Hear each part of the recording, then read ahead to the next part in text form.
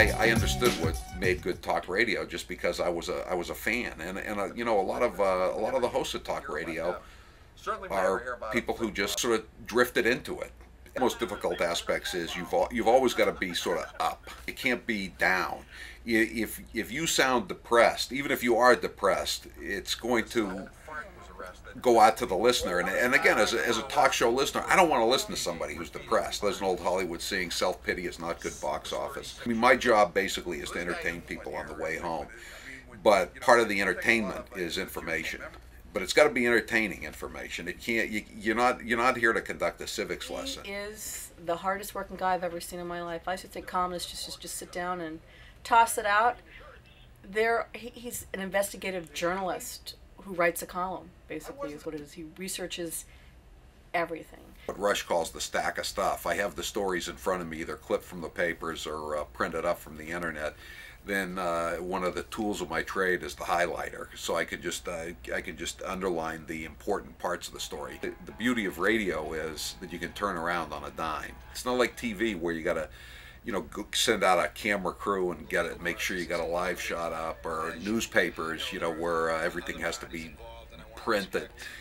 With radio, it's just like that. It used to be when I started out 20 plus years ago, all I would have to do would be to say, gee, did you see the story about Nicky Pockets being indicted today in the paper?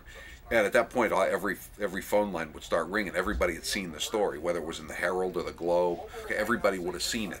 Now you can't assume anything because the audience is totally fragmented. Cruise through probably, I would say, about 40 to 50 newspapers online during the day. I pull things that I find are interesting. He pulls things that he finds interesting, and we pool our resources when we get to work. He has perfect recall of every conversation he's had with every politician his entire life, which is really distressing. Hysterically funny, very hardworking, and normally a really big pain in my ass for most part of the day. Guess I can't wear it for a while, but I'm saving it because I'll be using it someday. Lovey!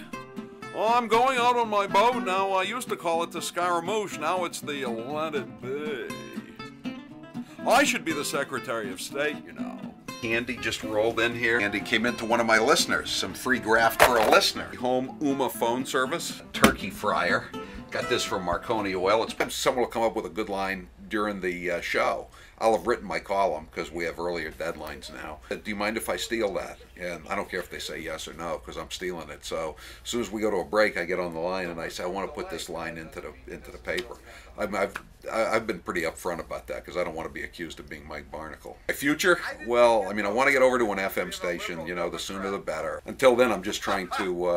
I'm doing good time, as the cons would say. You know, I got a bit to do here, thanks to the corrupt judicial system in the Commonwealth of Massachusetts. I don't care. I don't care what they say about me. It's no big deal.